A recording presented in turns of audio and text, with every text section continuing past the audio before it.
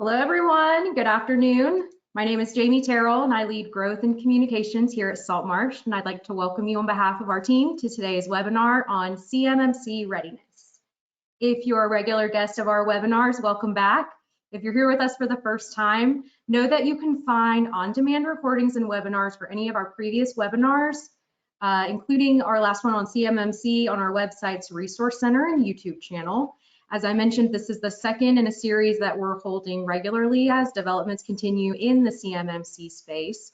Today's program will add another acronym to your repertoire, POA&Ms, also known as Plans of Action and Milestones. And we're joined again by two of our own IT security experts, Stefan Reyes, shareholder and provisional assessor with the CMMC accreditation body, and Jason Keith, who is a senior technology risk consultant for our firm and also a registered practitioner with the CMMC accreditation body. So thanks to you both for leading today's presentation. Before we begin, I have just a few quick housekeeping notes to mention. First, everyone on the line has been muted. If you have questions during today's webinar, we invite you to share them with me in the chat. You should have a Q&A feature. Go ahead and share that question. If we have time for questions at the end, we'll wrap up with those. And if not, know that we will address your questions offline after. You're also welcome to share your questions with us by email. So you can email those to info@saltmarshcpa.com and someone from our team will follow up with you. We'll have our speakers' contact information available in the slide. So if you'd like to contact Stefan or Jason directly, you'll be able to do that as well. And finally, upon leaving today's webinar, you'll be prompted to complete a short survey. Take just a couple of minutes. Let us know what you're thinking of these webinars. If there's other topics you'd like us to bring to you, we would appreciate that. And I will go ahead and invite Jason Keith up to go ahead and get us started on our presentation. So over to you, Jason. Thanks, Jamie. Well, we appreciate you showing up today and listening to what I'm sure will be riveting. We picked CMMC, and then we said, well, how can we make that even more exciting? And we said, well, let's spend the next hour talking about POA&Ms on top of that. So apologize for the topic, not super exciting, but it's super important. And it's something that I think we, hopefully as we impact and spend time on it, you'll see the value in this and the value in kind of following the process. Now we're taking sort of a high level approach and thought here.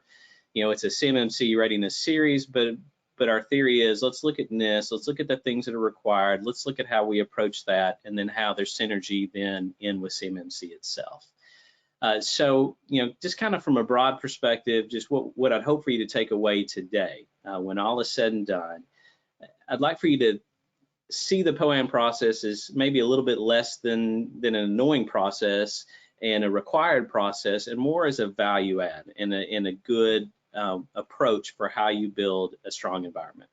And then an important thing to kind of note here, and there's been a lot of discussion about it, I guess, in the CMMC world, is you're not going to have the opportunity to have POA&Ms when you're being evaluated for CMMC compliance, at least unless something changes, and the world changes every day a little bit. But so I think maybe the thought is, well, let's look at POA&Ms as that was something that was NIST. Now I need to worry about CMMC, but what I'd like for you to take away from today, perhaps, is that there's a value in continuing to use this tool and this process to help yourself prepare for CMMC, while also, again, kind of sticking with the theme of last week, helping us stay on track with our NIST requirements as well.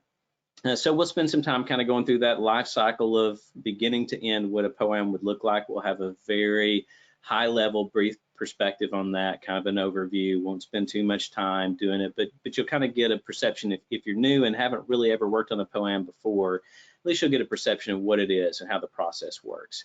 And then we'll spend some time kind of updating you on what's going on in CMMC world. There's always, like, last month, there'll be new things. There's new things this month, and next month there'll be new things as well as we continue to see this process roll out and be formulated and really kind of concreted in. And then, peppered out throughout this maybe be some perspectives on CUI itself. That's really what drives you to have to comply with these NIST requirements, other than it being in your contracts.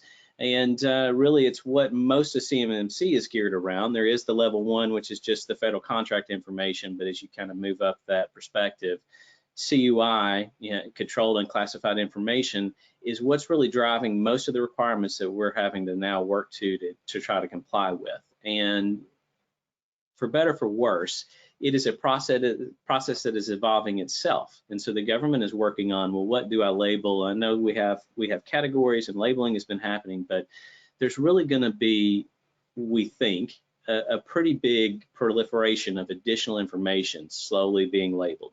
You know, people are being trained and the process is being formalized, and there's going to be some incentives that you're going to see maybe a little bit of creep on what you thought you had and it wasn't CUI, and now all of a sudden maybe you will see become CUI. So we'll talk about that a little bit more when Stefan goes to the DAU and their training at the very end. It'll kind of come back around. But so that's kind of, you know, what I'd like for you to take away from today. But let's maybe now kind of step back to what we talked about just briefly last month when we had our webinar. Let me move a slide here real quick. So in looking back, let's just kind of remember where we were and kind of how we started the conversation this afternoon. Was the point of the first couple of webinars we've done, and we'll move more into the CMMC world as time goes by, is let's look at NIST and what NIST has allowed us to do, and maybe how that helps us prepare for CMMC as we're waiting for everything to be formalized and finalized. You know, we have the framework in CMMC.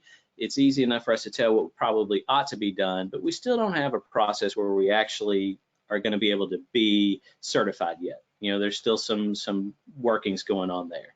So the thought was, and again, what we spent time on, and it's recorded. If you didn't get to catch it, let us know. We'll be able to send it out to you. But NIST 800-171 applies today. And for those of you that it applies to, there's some advantages of working your way through the process. The interim rule change kind of made us all wake up and pay attention. We'd spent a lot of time in the past working at our compliance with it, but we hadn't had to do our own assessments. We hadn't really sat down and put meat on it and really worked it through. And maybe when we went through and did our assessment and really fleshed out kind of what the individual controls were, maybe we discovered we had some work to do. And so my encouragement last time and our encouragement this time is, let's not let that work be in vain. As you can see, there's a lot of similarities. There's 110 controls in NIST. There's 130 practices in CMMC level 3. Both are really designed to allow you to have CUI. Level 4 and 5, that's a whole nother world, and they're still kind of working on that CMMC perspective. But let's use those two things together. If we're going to comply with 110 of the 130, if we do it the right way, then we're going to get some good kind of positives to helping us move towards that full compliance when the CMMC assessment team comes in down the road. And then, you know, we encouraged everybody to sort of evaluate yourself now, because going back to that first slide where we said CUI may kind of tend to creep, we may see a lot more things be labeled CUI, because when you look at the categories, they're broad enough that there's so many things that could potentially become CUI. Maybe we should all prepare like we might have it and hope that we don't if we don't, you know.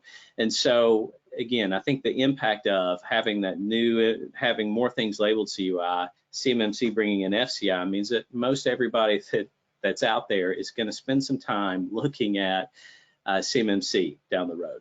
And for the most part, a lot of our businesses, even that maybe I wouldn't have thought would have been impacted by it, are slowly discovering, hey, this may apply to me. You know, we're going to see agencies start to pick this up, other things going on. Stefan will talk with that a little bit more as well.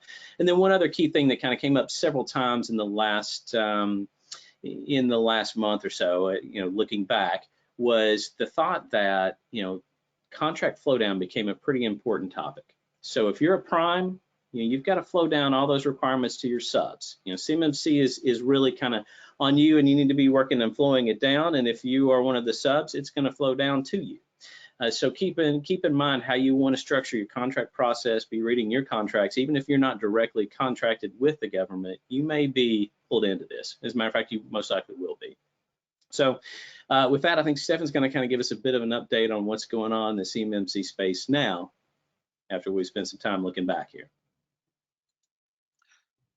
Well, thanks, Jason. I appreciate you all joining us, as he mentioned. You know, we did have the CMMC town hall this week, which I understand some people who are actually on this conference today attended, and I got some feedback from that from some of the people who are watching, and they would have emailed and reached out to me, and many of them have said, hey, I attended that event, and I really don't know anything more than when I left or when I started. You know, that event was not didn't have the content they were looking for. And I would like to encourage everyone, attending those events is great, but the purpose of those events is really to disseminate some of the rule changes, some of the updates in how they're interpreting certain things, but it's not a practical how to get to that process. And so hopefully we can add some of that that content and what we're talking about and get you more of where that rubber meets the road in this kind of certification.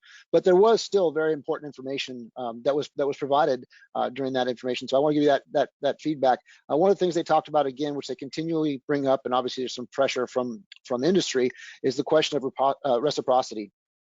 The idea that certain both on the assessor side, meaning that the training, maybe assessors that are hoping to get some reciprocity on some existing certifications, and as well as on the organization seeking certification, hoping to get some credit for some existing certifications.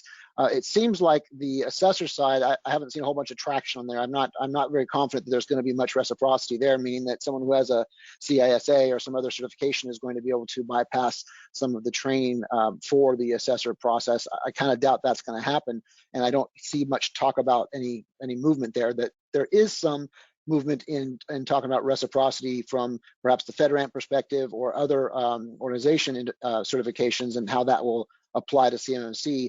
However, the talk keeps happening about it, but I don't see any specifics. And there's a lot of bridges to cross there. For example, the topic we're bringing up today, POA&Ms, many of the other certifications allow for a POA&M to satisfy certain requirements, whereas the CMMC does not. It's simply a pass-fail. So there's a lot of reasons why that stuff doesn't quite mesh exactly, but they continue to talk about it. And I know there continues to be pressure from industry to have some reciprocity for some of the certifications. That being said, the timing of the rollout was discussed again, and we're still seeing the same timing that we saw back when they originally put this information out. We look at the same process this year. I think that by next year they're hoping to have 75 contracts specifically listing the CMMC requirements as part of their provisions. However, this year we are still with the pilot contracts, and so with that being the case, in order for the requirements of the CMMC to be applied to a contract, there is a provision that requires the approval of the Secretary of Defense. I think is the actual approval, but that's been delegated down to a lower level. But it takes significant approval process to get it to apply to a contract ahead of what's planned schedules. So although we have a lot of talk about CMMC, and we really need to start now because it isn't something you're going to achieve overnight, I do like to tell everyone that it's in most cases we don't have a CMMC certification requirement right now, and I don't expect it to be happening in the near term. In fact, the C3PAOs, which are the certifying organizations that will go out and do these assessments, they actually have them scheduled. I believe it was the first 3 or 4 scheduled to go through their certification process, meaning that they're going to come out and audit those organizations and ensure they have the security and processes in place. Those are just starting to be scheduled in the next couple of weeks. So those haven't even happened yet, but they'll be coming online soon. I imagine by the end of March, we'll have some C3POs stood up and ready to begin assessments. But they have stated that they're going to prioritize assessments for contractors that are part of the pilot programs. So it'll be quite some time, in my opinion, before you can just call and say, hey, I want to get a certification in CMMC and get an audit scheduled. I think we're quite a ways off that, and beyond that, I don't think that that's necessary for most organizations at this point. What's really important is to get your process in place, get these POA&Ms done, comply with the 171, get yourself in a position to be ready for certification, because it takes time. And right now you have that year or 2 ramp up, so take advantage of that as it comes up. They did mention they are still working on defining the levels 4 and 5, and they expect an update for that mid-year. But they expect that to be a very, very small percentage of contractors to have a requirement for a level 4 or 5 CMMC level. So we really expect the majority to be 1, 2, or 3. I know initially, actually towards the end of last year, they were saying we expect the majority of all to be level 1. I've heard some softening of that discussion now, and I don't think that that's coming out in the wash. I think we'll probably see a lot more level 3s, simply because if you're going to go through the process, going through the process for level 1 may not make sense for most organizations. Remember, you have to have the certification to get awarded the contract, and it's not something you can get overnight. So the idea of going through the process of a level 1, may put you behind the 8 ball if you try to bid on a contract that requires level 3. There is a specific discussion about what's happening with the contracting officers and the training that they're having. We'll go over some more of information that training at the end. I can kind of share with you some of the training resources they have, but do know that they are training the contracting officers now, specifically on CMMC, specifically on CUI, specifically on which contracts should have this provision and which should not. So hopefully that will help with some of the confusion that we saw early on, where we saw contracting officers, applying the provision what appeared to be prematurely. There was also a lot of talk about the GSA and its testing of CMMC. It seems like there's been some advanced discussions there. They are openly telling us that that conversation is happening, that the GSA is reviewing it. There's even perhaps some pilot contracts happening there along with GSA and DHS. It does appear, and all indications are, that the CMMC is looking to be a bit of a standard in a broader form than just DoD. I know most of the people here are involved with DoD anyway, and so that it seems like it wouldn't mean as much to you, but it really does, because if this becomes the standard and you take care of that certification under DoD, then it'll allow you to apply to these other federal agencies. And perhaps, at least my hope is that it becomes even beyond federal and perhaps the state agencies, that we have one centralized process. It just makes sense, and it helps all of us when we're working in these areas to have one process that we can all understand and take the time to deal with, instead of having a bit of a fragmented system. They did hint that the concept of going to these other organizations is to have one model across the federal system, but again, that hasn't been completely sealed yet, but it looks like it's going that direction. The assessors, and along with the C3POs, the assessors are going through their background checks. They have decided to put them through a specific background check that the DoD is handling. I have not heard of any assessors actually receiving that background clearance yet, although there are some assessors who had existing clearances. If they had existing active clearances, that would have passed through already. But again, we still don't have C3POs that are certified, so all that process is coming to a head, and we'll start seeing here in the next month or two when we start have a process where there actually are certified organizations out there that are beginning the actual audits. All of the audits we've seen so far have been handled by the DIBCAC and have been part of that pilot program. We have not seen a commercial assessment yet at this point, at least not done by the DIBCAC. They mentioned that there's been a lot of misinformation and perhaps some sub-organizations that are setting up, information sources, and so there has been some caution put out there to be mindful about where you're getting your information from. We do try to reference our information. We have some references at the end of these slides so you can tell where we get some of this information from. But do be careful of where you get it. There's some people using similar names to the CMMC AB. There are some people out there that are trying to rush some of this certification process, letting you think that you can get certified now, and that's not the case. But my only caveat there is the same thing that they said: just be mindful of where you're getting that information. There was a specific statement about getting the cost of the CMMC certification early on, and certainly through last year. There was discussion that somehow the DoD was going to absorb some of that cost for organizations to get their initial certifications. There's a lot of different talk about how that would happen. The DoD stated at this last meeting that the levels 1 through 3 would be considered essentially on your own or part of your overhead. So they're not expecting to directly reimburse or pay for levels 1 through 3. They're expecting that to be the responsibility of the contractor. But levels 4 through 5, they expect will be paid for by the DoD, and they expect that to be on very specific contracts. How they're going to do that, with the concept of being you must have the certification level in order to be awarded the contract, but yet they're saying they could direct pay for those levels, has not been cleared up. But even the definitions of 4 and 5 haven't been cleared up yet either. So there's still a lot to come on that, I guess, is the bottom line. But ultimately, right now they're working on levels 1 through 3, and those initial certifications will be centered around the pilot programs that are out there existing. There was a bit of a discussion about EMASS as well.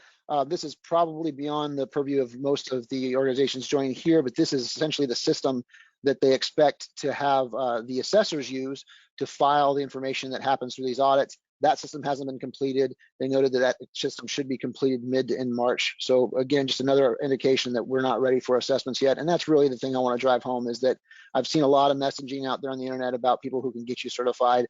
We're just not there yet. There's nobody that's able to do that at this point.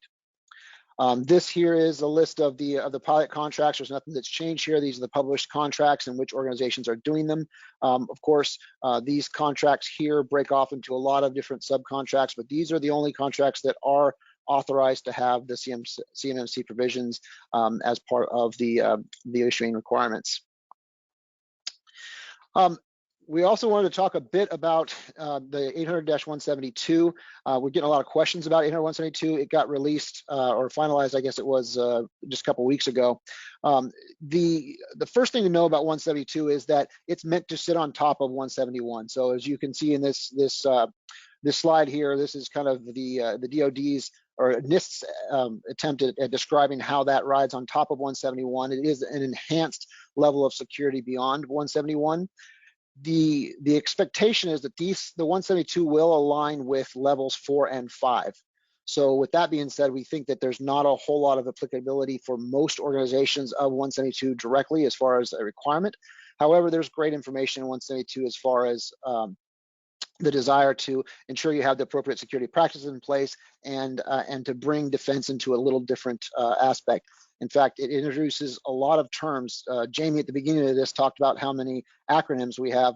Well, just to give you an example, they took the 5 terms of redirect, preclude, impede, limit, and expose, and they broke those out into, I think it's 25 terms.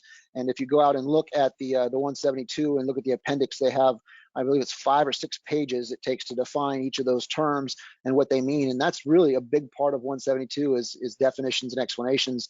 It's about creating that language to talk so we can be more granular about what we're doing, therefore be more precise. But it's really aimed at contracts that they expect to be a target of advanced persistent threats or APTs that'll happen from nation states. It's a high level process. I didn't intend to have a real deep level on that today. We certainly could bring that up in a further or in a later webinar if we see some desire from the organizations. But at this point, I think it's suffice to say that it is on a level that's higher than most of our contractors are getting exposed to for this point anyway.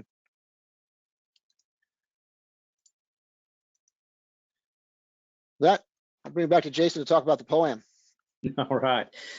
So, I guess, again, into the main thrust of the conversation today, which is, discussing POA&M. And I want to maybe just start from a very basic level, just in case, I don't know where we all are in the process. And that's the negative being on a webinar is you don't get to interact with each person individually.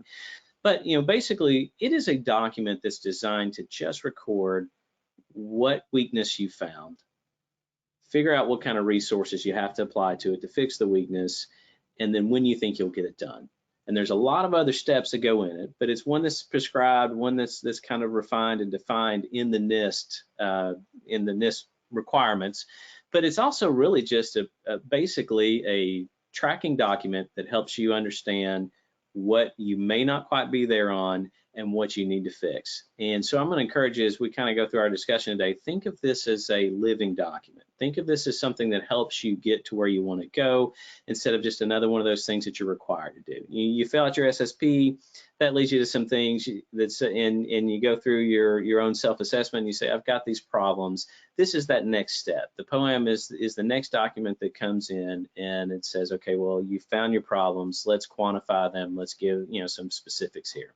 Another term that is kind of a subset of the POA&M or the plan of action and milestones is the term milestone. And again, in this case, what we're thinking of milestone or kind of get in your mind is it's just all those little checkpoints through the process that help you get to the overall goal. So if you have this weakness and you say, I'm going to fix it by December, then there's probably, in some cases, there may be 10 things that you need to do. And so it's almost like if you think about filling out a to-do list, not to make it too basic, but if you think about if you're one of those folks, my wife is one that loves to do this. She likes to write things off, even if she's already done them, so she can check them off as she goes. It's really just one of those lists. You go through and you kind of write down all these different things you need to do. You put times on it. Those milestones, when you sum them all together, help you reach this one overall goal of clearing whatever weakness it is. We'll kind of go through the process of what one of these looks like, just so you can kind of have a basic overview of it. It will be kind of high level, but we'll spend some time talking about that as well, just so you can kind of see it in action versus us talking about it in some sort of high level. So in thinking about how to develop a POA&M, really the first thing to do is settle on a template. And there are quite a few out there. NIST has one, it's available on their website. FedRAMP has one. It's a little bit more detailed. It's got 28 different data points in it that you'd fill in. And there's some different things that go with FedRAMP. FedRAMP is not exactly what we're doing here, but it's an interesting resource. They've got a guideline you can read on it. They've got some suggestions on how they would fill out a POA&M. Then all of the different agencies, because keep in mind, this NIST requirement really comes across a lot of agencies. Almost every agency has one that they have to do it themselves internally, and they've got some guidelines on how they do their own. It's a different NIST requirement, but effectively it's kind of the same process. So there's a lot of those kinds of templates out there that are free, that are available, that may not exactly meet your needs, but they're out there. Those are the ones I'd like to kind of specifically call out, because I hate to do any specific kind of private industry one. But there are some private industry resources and some softwares that will help you do and track these kinds of items. So kind of the first thing is settle on, how do I want to track it? Ultimately, your goal is the same. I've got some weakness. I want to track it all the way through to closing, that I made sure I got it fixed. And something to keep in mind is we tend to put this mindset specifically to complying with the NIST requirement, but a POA&M really is just a way, like we said earlier, of making a list of the things that you think you need to knock off and fix, and it's a way of kind of keeping track of that. So for example, in the FedRAMP world, I mean, everything fits on there. And in your case, maybe it'd be a little more specific if you're looking at just complying with NIST, but you're going to have weaknesses that come up within your cybersecurity infrastructure all the time. And this would be a great way to capture them and kind of work through to completion those items. So, don't just think of this as I'm fixing a regulatory problem. I guess what I'm trying to get you to do is think of this as this is my way to make sure that I fix whatever issues that I identify. So really, you're gonna document that weakness. You're gonna reference it. We'll go through that piece in just a little bit. But the other thing to keep in mind in a POA&M is you're the one that's setting the date of when you think you're gonna fix it. And a lot of times we have a tendency, me included, to say, wow, that sounds bad. Let me fix it next week. And it's hard to get the resources and the process behind. So if we work through our POA&M the way that we think we should, we'll wind up with a process that gives us a better date. One that, it's okay to be 6 months out if that's what it needs to be. It's okay to be further out if that's what it needs to be. Some things are just checking a box, maybe you can do, but sometimes you're going to need to give yourself a process and a timeline. And we'll talk about how you develop it and how you get there as we move on. The other thing, though, to keep in mind is when you step back, and a lot of us are going through this process right now, if you step back and you end up having 40 different ones to clear, keep in mind that it's okay to say, wow, I've got this door open. I'm open to some real cybersecurity risk. Maybe that's the one I do first. Sometimes you can look down at that list and say, well, this would help me get closer to my compliance, but this one scares me a little bit, and I need to fix it first. So keep in mind your security mindset as well. Just because you're trying to comply with the reg doesn't mean that you want to throw everything else out the door. And then also important, and we will discuss it again because I think it's very important, is when you're done, developing a process to close it out, to make sure that you really finish that POA&M, that you know that whatever the issue is has been validated and been cleared, and you're comfortable with what the final resolution was. Because ultimately, in all these cases, if they are this NIST requirement, if you had a POA&M for it and you didn't clear it correctly, then it's going to come back up to haunt you when you go through the CMMC process in a little bit as well.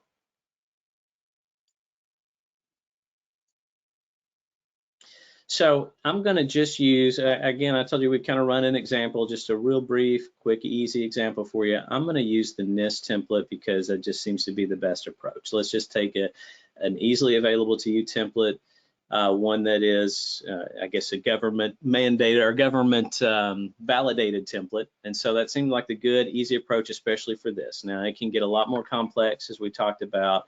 But we'll start. I'll point out some things that I don't love about this specific template, but this is available when you go out onto the website and you look up this particular NIST 171 requirement. It's one of the extra helpers that you can pull down there from their website. So you'll see you've really only got just a few different things here. You're really going to define what your weakness is. You're going to figure out who's responsible so you can blame that person when things don't go right. You're going to try to figure out what kind of resources are needed. And then you're really going to start assigning some timelines and things. So let's talk about, we kind of put our heads together the other day and said, what's just a good basic one to maybe throw on here to discuss? we settled on MFA. It made sense that that's one that a lot of us are struggling to kind of implement. There's some specific requirements from a multi-factor authentication standpoint, and that's one that as you break it down, I think one you can see there's value in the security perspective, and there's also the requirement that we go there. So just to keep this light, and you can spend 100 pages on documenting this if you want to, but to keep it light, we kind of put in here, here's a couple of the places where we're required to do it from a regulatory standpoint, and that's our weakness. We've identified that we don't have it, and here's the ones that we need. We've referenced back to the framework.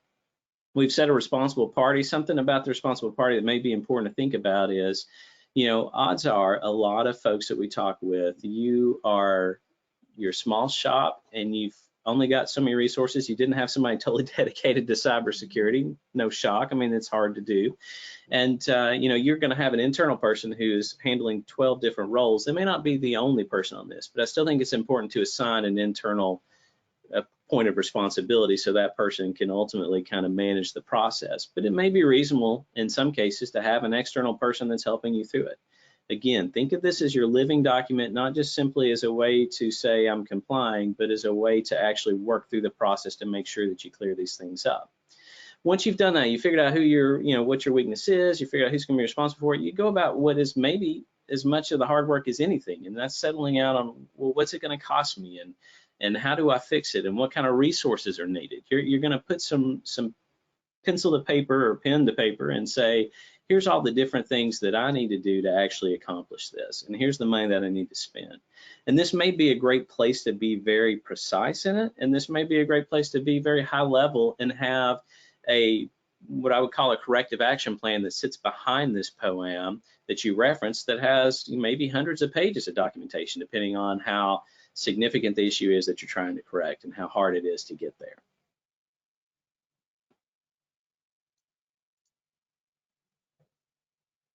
And then, you know, I've broken it up to make it kind of readable, but to finish kind of filling out the process here in the same scenario, we're going through the same process in helping you understand about how we're setting up these dates. You know, you've got your date that you want to complete it. Now that's the date that you've set, and after you've done you figured out what your weakness is, you figured out who's going to fix it, you figured out how much it's going to cost.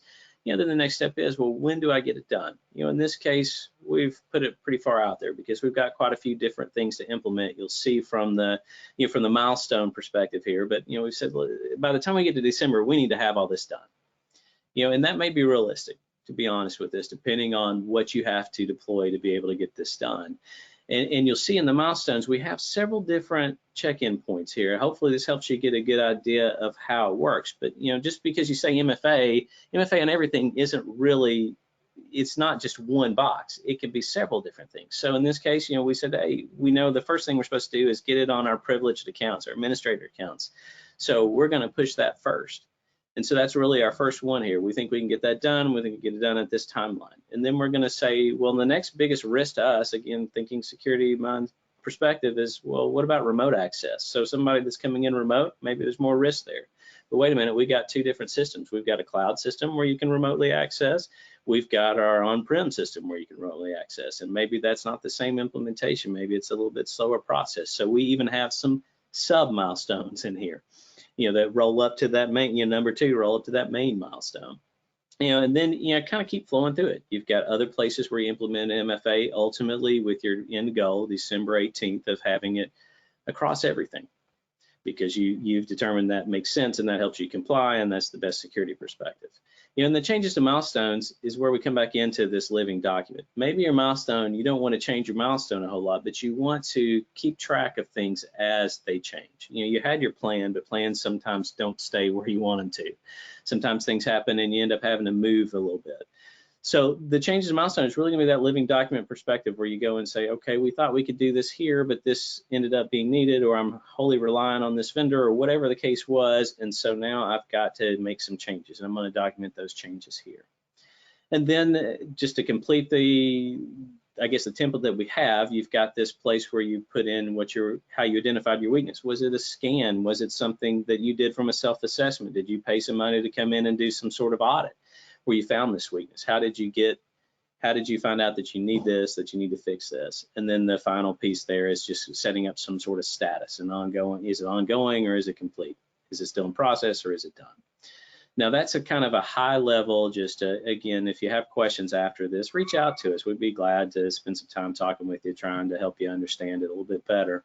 But that's a high level perspective of how to fill one of these out, just to give you a concept of it.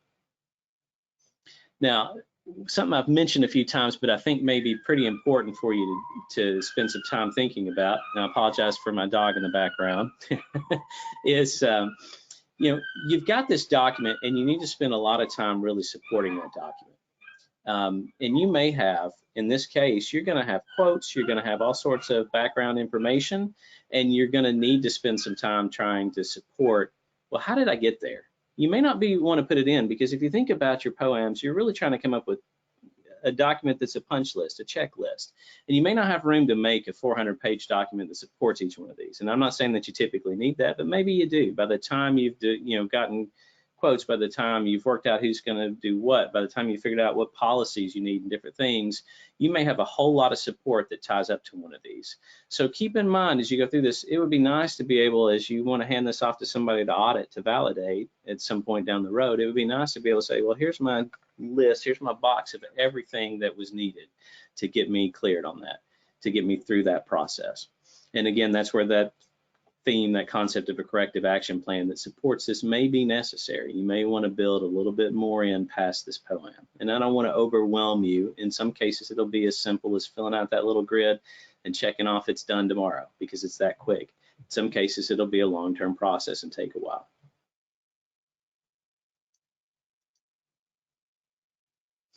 And so coming back, I said there were a couple things about the template. I think, again, I wanted to use a government template. I just thought it was better. So I've got a little screenshot of this that shows you kind of an example of what I guess what a software capability would be.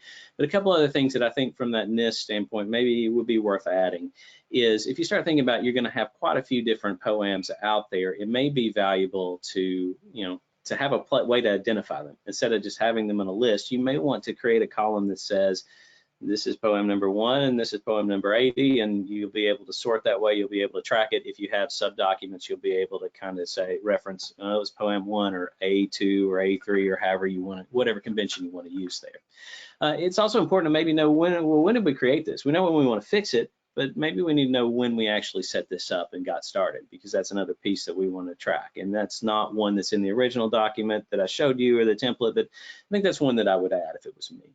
Coming back to the status perspective, we had two options kind of from the top there. It was ongoing or complete. I'm going to say that you might have a third option that would make sense. You're going to have ongoing, like I'm actively working on it, and then you're going to have ready for validation, where you're going to have somebody at your company or somewhere else say, okay, I wasn't the one that worked on this, but I'm going to check it and make sure that I think that it is complete. Before I say, let's pull this off and put it on our closed list of POA&Ms, let's make sure that it seems like we've really finished this off, because we sure would hate one of these to pop back up later and keep us from getting a certification, if that's really what it was. So I would suggest maybe give some refinement to that status column as well.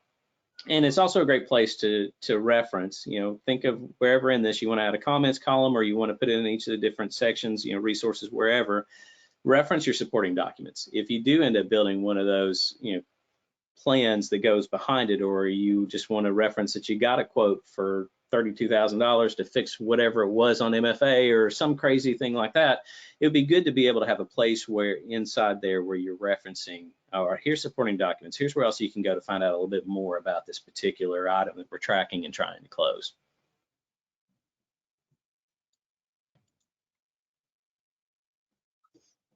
And so kind of as we've cruised through maybe an example of one and talking about a poem, hopefully I'm doing a decent job of helping you understand what the process looks like. And it's one that I think you can do on your own, or at least you can certainly spend some time trying to do on your own.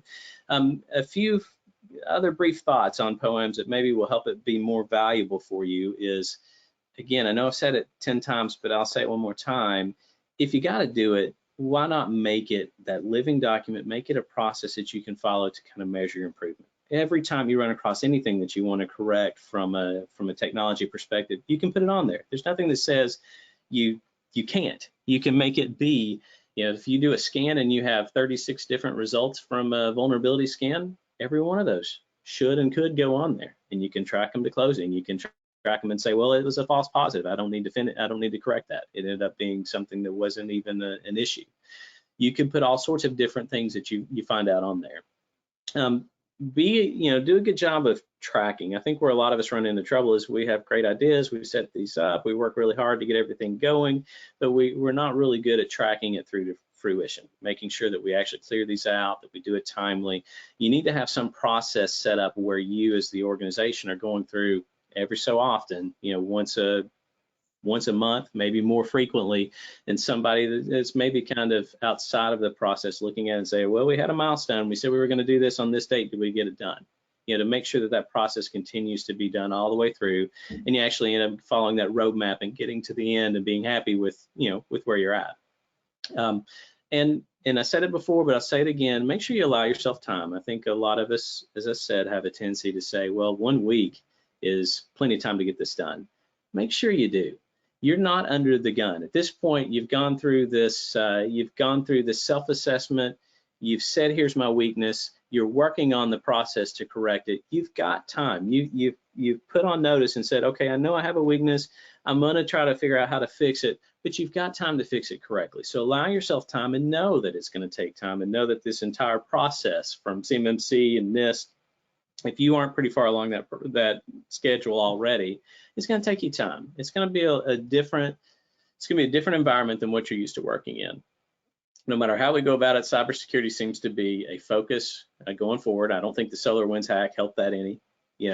Everything that's going on, I don't think that we're finding that cybersecurity is going to be backed off. I think we've watched the administration change, and it doesn't seem like there's any different perspective on CMMC or any other significant changes coming down because of that. I think that this is just one of those kind of nonpartisan issues that you're going to see continue to be pushed, because cybersecurity, it's a good buzzword. It's an easy talking point. It sounds good to say we want to protect our things, and we all agree that we do, but there may be some pretty expensive process of time and money that goes through to actually get us there. And I don't want to negate that. And so what I'm just saying is, allow yourself time to get there. Don't expect yourself to be there in a week. If you've already gone and noted that I have this weakness, you reported your score, whatever it is, you've got time to get there. You just need to be realistic about it. What you don't want to do is set yourself up for failure and say, I'll have it all done in 3 weeks, and then it turns out you can't, because then you got to go back and kind of explain why did I not get there when you're going through that POA&M process. And the other thing to think about CMMC is it doesn't allow POA&Ms, but it's a stamp in time. So if somebody comes in next month and says, I'm looking at your company and I'm going to say that, yeah, you've met all the standards, you are now level 3, and you get your certification sent over from the AEB and everything's great. Well, that's now, and you have 3 years before they check in again to validate that you're still there. There's going to be things that happen in between. And think of the POA&M as something that continues to live with you. When you come up with something, put it on there, track it. You've built a system to do this, and you might as well keep using it, because you're never going to be perfect. There's always going to be some issues. And remember that this CMMC is a maturity model, so you may slowly be pushed up that model anyway as you get more information, or as the government's requirements, if you change over time, you may find yourself being pushed up a harder model anyway. Let's keep this tracking process and resolution process in place. And then make sure that you collect and document how you resolved the issue. Who tested it, or how did you get comfortable that you finally resolved the issue? Do you have some documentation? It sure would be nice to have that to show to anybody if they ever ask. Hey, we did our best. We put this in place. We believed it was corrected. Here's what we did to believe it was corrected. Here's how we went back and tested it. Show me where I'm wrong. It's always good to have, a whole ream of information to show how you got comfortable with where you are, as time goes by. And then I don't want you to lose sight. I know we just talked about it a little bit, but I don't want you to lose sight of the significant investment of time that it probably will be for all of us as we go through this. There's just so many things to think about and do, and as you kind of unravel one little piece of this, you end up saying, well, now I've got 4 more pieces to fix. And so if you're tight on staffing and tight on time, just remember, give yourself plenty of space to be able to correct items, because it's going to take some time to get there. And back to where I was before, but don't lose sight of the fact that ultimately all of our goals are to just run a comfortable, safe environment And if you look at your risks and you look at your POA&Ms and you say, well, this one probably sounds worse, but these two are the ones where I really am concerned about there being a breach. Think about those from a security perspective. Don't throw common sense out of the window. Make sure that you're fixing the things that you know must be fixed. And because if you have to report the breach, you're going to have some real issues there anyway. So might as well go ahead and fix the things. Step back and prioritize, apply common sense, and fix the ones that are most important first. And then let's move forward from there. And then I won't spend much time talking about this, kind of a similar slide as last time, but trying to put some government resources out there for you. And I wanted, got it in front of you. But if you just want to spend some time understanding CMMC, the AB has a website. So does the Office of the Undersecretary of Defense. You can go to the .mil website for that and understand what it is. CUI is going to become very important. We talked earlier about just the different categories that were there. Go to the National Archives CUI registry. It gives a good description, it gives you some training if you want it, and it also gives you a description of all the different types of things that could be CUI out there. Otherwise, I think Stefan's going to, at the very bottom, he's going to spend some time talking about the DAU here in a minute. But the government agencies are a great place to look, and NIST is a great place to look. And seriously, email me. I'll be happy to try to point you in some direction if you have questions. Sorry about that. Go ahead, Stefan.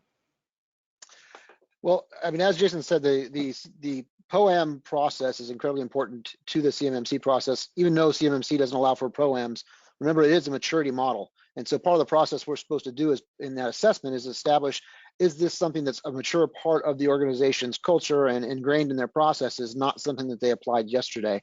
And so by documenting this POA&M process, we have the time, as he mentioned, because as we said, at the beginning of this process, CMMC certification is just not attainable for most organizations yet. It's not required for most contracts yet.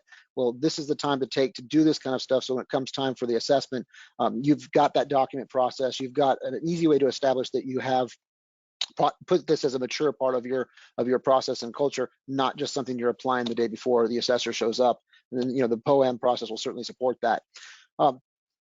As he mentioned, resources. I don't want to take too much time. We're nearing the end of our period anyway. But I wanted to talk a bit about the DAU, simply because I think it's important to understand what our contracting officers are getting trained on.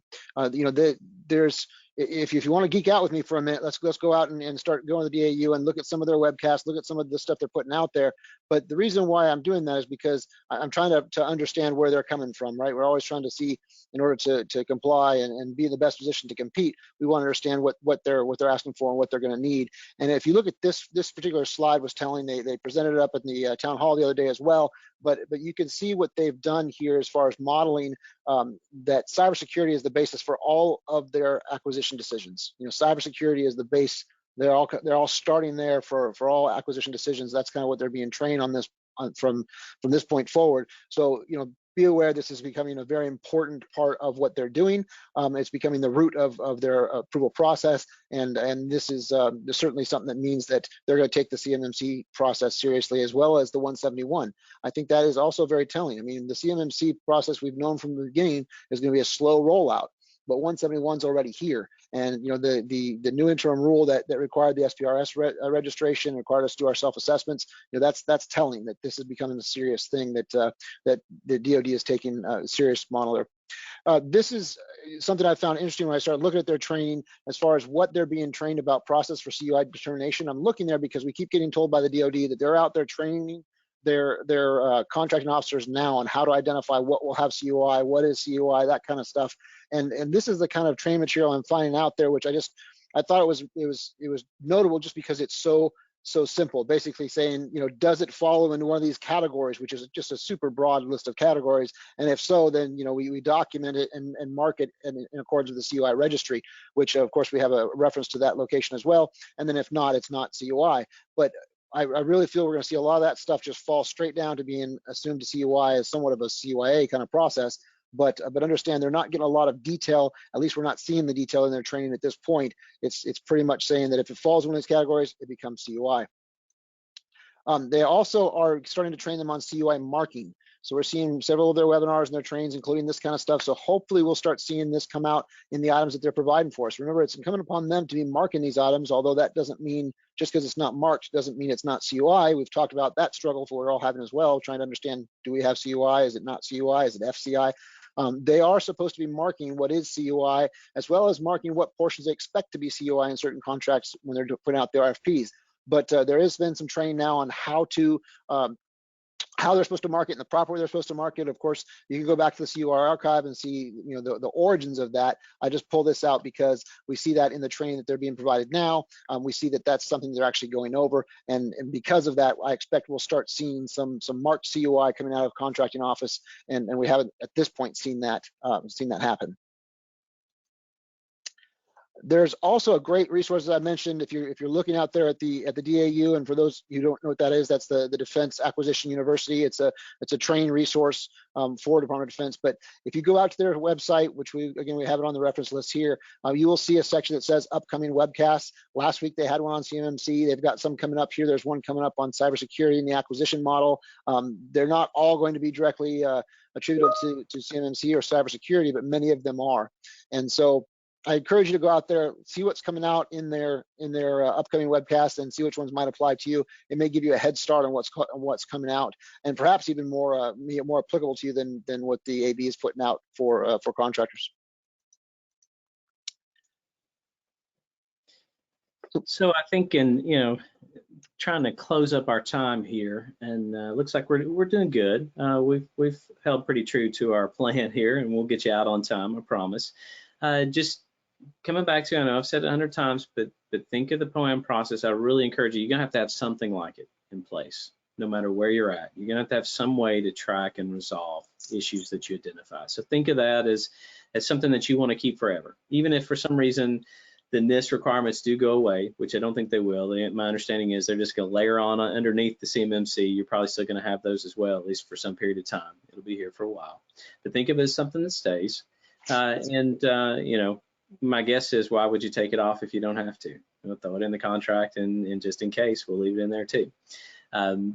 Be sure that you know that for most people, maybe you're pretty well prepared, but for most folks, the real investment and the real expense is going to be in this preparation phase, making sure that you're ready to be tested.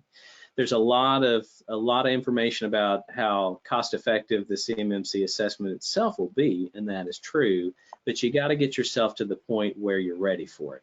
And so that's why you need time, and we're encouraging everybody to do everything you can now, because you don't want to wait a year and a half down the road when it's your turn. You want to get started now so you're ready in the future, and you've been as cost effective as you can be, spent less money, and have more time to do some of the work yourself, or wait for things to settle out. So keep in mind that this is going to be something that's going to take time and effort from you.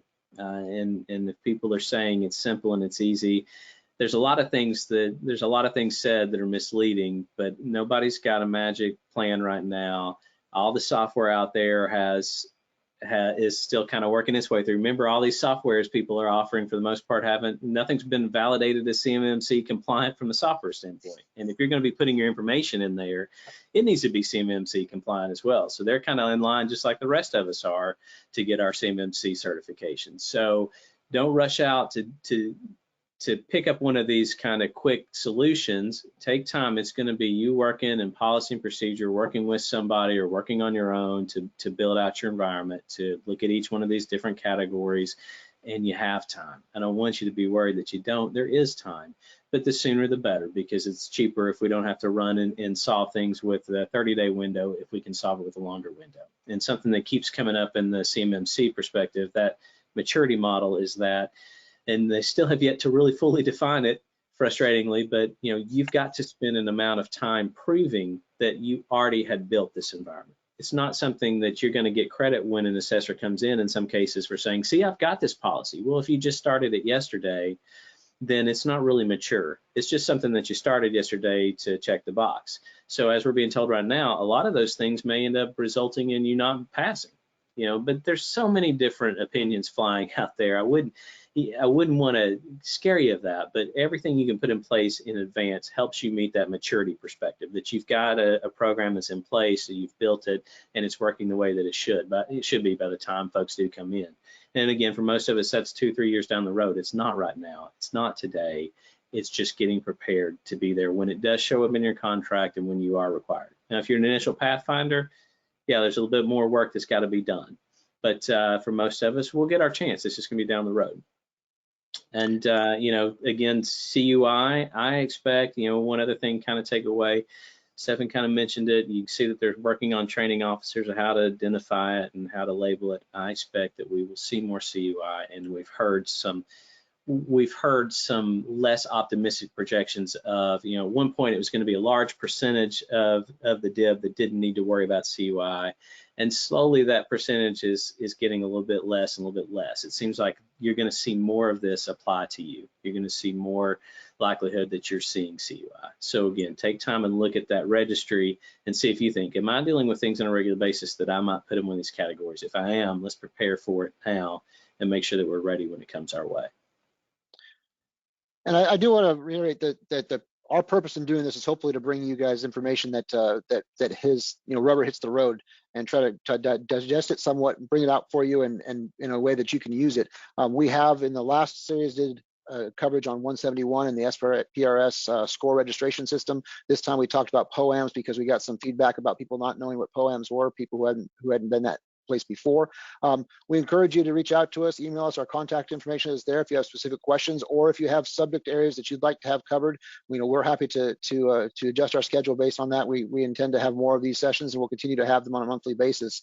But we're trying to one, digest what comes out each time because it's a continually changing process, and two, make sure we're getting a subject that means something to you, not just a high level or you know, a conceptual kind of process, but something you can actually action on.